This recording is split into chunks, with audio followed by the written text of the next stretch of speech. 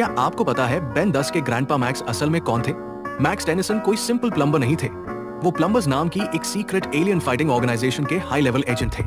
बाहर से वो एक सिंपल टूरिस्ट वैन में घूमते नजर आते थे, लेकिन उनकी पुरानी लाइफ में उन्होंने कई खतरनाक एलियन से लड़ाइयां की। उनकी खास ट्रेनिंग और गैजेट्स ही बेन और ग्वेन को हमेशा बचाते थे।